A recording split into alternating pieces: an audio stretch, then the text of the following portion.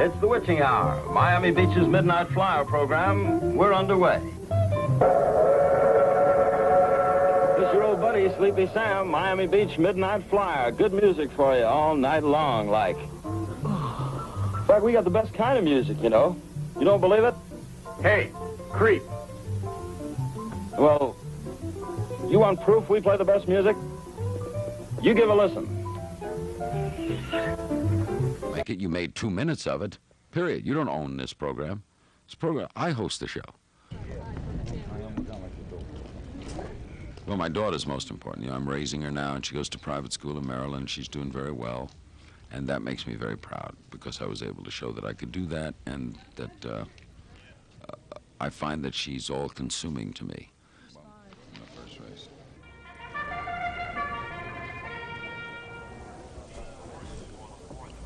I find also that I'm the kind of father I said I would never be, which is I'm a doting father. I'm a Jewish father.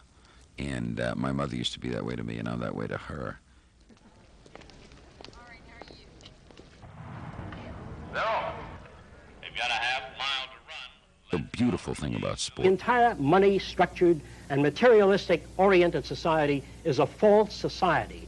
10 or 15 years from now, our society will go down in history as the lowest development in man. We have the brains, the know-how, the technology, and the feasibility to build an entirely new civilization. You believe that we teach competition, that it's not bred into someone? Competition is dangerous, socially offensive, considered right and agenda, stuff they want to do. The bigger the group, the worse it is, Larry. Give me people one at a time, and I'm an optimist. Put them in groups of 400 or 10,000 or 10 million, and I get scared. Each German may have been all right in World War II, right? As a guy. Well, Hitler was great at parties, they said, and great with children. But you put him with a flag. Put him with a large group in a square, and it was, you know, it was all over. What do you think of Andrew Dice Clay? No one can talk to a comedian today and not ask an opinion about it. You can't do an interview without it.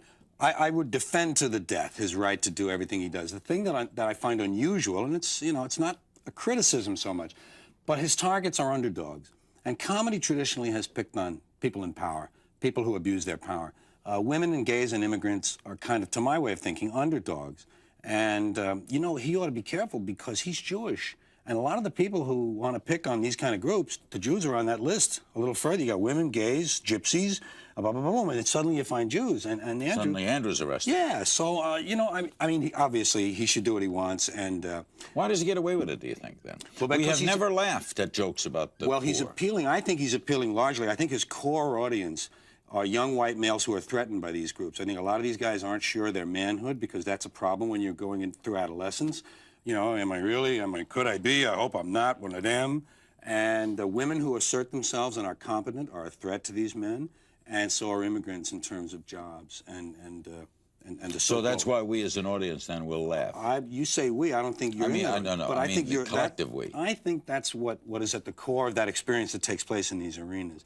Is a certain. You considered once running for the presidency. Well, I didn't consider it long. I mean, I had a group. They did a poll. And the poll came You were out. on our show once. I did a favor for a friend of mine who was in New Hampshire. He went to the Wharton School of Finance. He said, Donald, would you come up and make a speech to a business group? I came up to New Hampshire as a favor to him. I made a speech, and everyone thought I was running for president. And then they did a poll. But you didn't say I'm not. No, I kept it going for about 2 weeks. You did. Yeah, but I wasn't running. I love what I do. I think we have some good people. It's going to be a close election. I think it's going to be very close. I think it's going to be John Kerry against Bush. I know them both. They're both good guys, and I think it's going to be a very close race. Donald Trump, I have a question for you. You know what I'm saying? So it comes down to the music. Definitely. The N-word, do you use it in your lyrics? Yes, I do. What do you think of the NFL's proposal to ban it? I think it definitely should be banned. So explain the dichotomy. You use it, but you don't want them to use it on the football field. For sure, because I feel like Not think it, wanted to. King is now wheelchair bound due to nerve damage in his foot. He says a tearful plea from his son Chance stopped him from taking his own life. He started to cry, and I hadn't seen him cry since he was 3 years old.